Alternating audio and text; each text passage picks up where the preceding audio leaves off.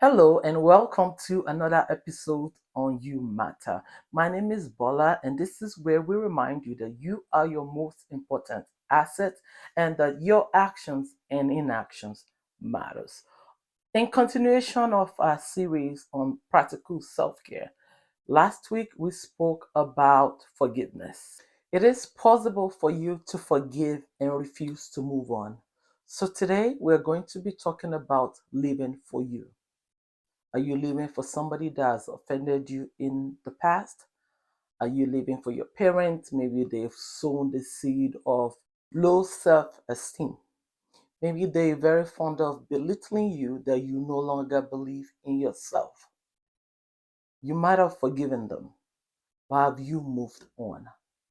So today we're going to be talking about how you can move on because living in the past, living to prove them wrong, living to revenge, or living to prove that you can do better is you not living for you, but rather living for yourself. For example, we have people that grew up in a household where their parents never sees anything good in them, where their parent is always comparing them to the neighbor's kid, or even among siblings, where your parent is always comparing you to your sibling that is doing better than you.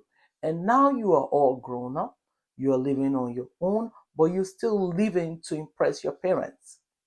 You're still living for them to know that you can do better than what they thought you could do. You are still living to improve, to impress them, instead of living in your own authentic self, instead of living to prove yourself to you. This is not a race, this is not a competition. The only competition that you're supposed to have with yourself is for you to live better than you did yesterday. Anything other than that is living for somebody else's. Or maybe you living to impress your neighbors because growing up you had these neighbors that always have the latest shoes, the latest dress code, maybe the latest car, your neighbors, and you don't have that growing up. So now that you are all grown up, you feel the need to impress the people around you. You feel the need to always have the latest clothing, the latest technology gears that is available out there. Are you living for you, or are you living to please somebody else? This is a question that you need to sit down in the comfort of your own home, of your quiet place, and ask yourself and be truthful to yourself. Why are you doing what you're doing? Are you doing it to impress other people?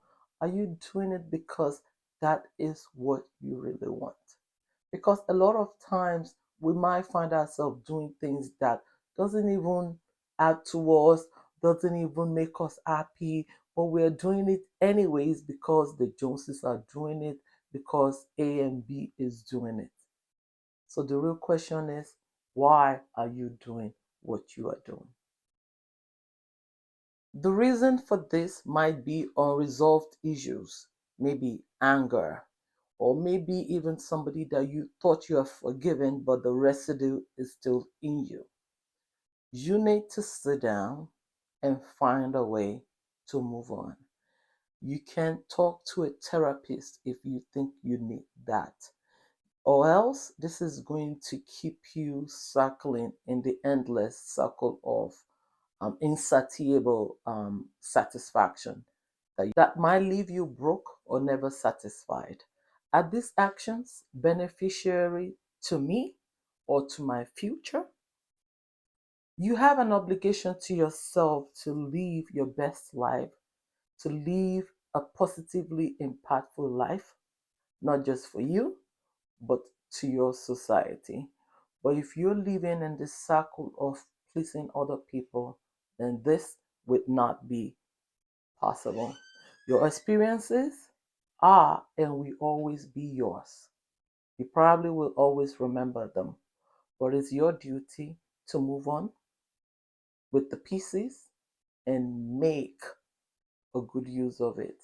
From the pieces of your life, you can make something beautiful by living for yourself. by living to do what is best for you and your society. At this time, if you are yet to like our page or follow us, please do that. And also help us share this post so that we can reach more people. You never know who you might be helping. Another example of living your life for you is, let's use an example of a family or relationships. Just because somebody claims to be the sole breadwinner of their home doesn't mean that that will work for you. Just because somebody said to you that, oh, their spouse just bought them a new car, or this is how something is being done in their home, that doesn't mean that will work for you. Live your life to please you. Your situation might be different. Live your life in your own lane, in your own terms.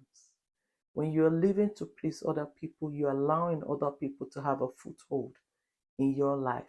You're allowing them to indirectly narrate or have impact on the narrative of your life.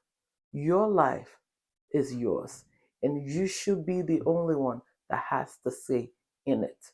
Your abilities, your achievements, your mind is yours. Whatever it is that you choose to do with it should be to your own positivity. And this is what I have for you today. If you are not following us on this page, please do that so you can be notified when we have other posts like this. Thank you. Until next time, your actions and inactions matters.